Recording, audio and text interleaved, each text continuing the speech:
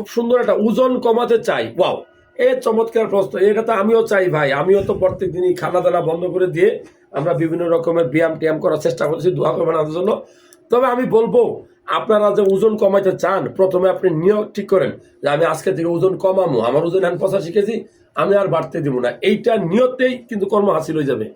নিয়ত করবেন, কয়েকটা জিনিস করবেন, বেশি করে ফাইবারযুক্ত খাবার খাবেন, আঁশযুক্ত খাবার, বিভিন্ন রকমের সবজি মিক্সড করে খাবেন। ভাত খাওয়াররা কমাই দিবেন, ডাইরেক্ট বাংলা আলাপ, ভাত অর্থাৎ কার্বোহাইড্রেট।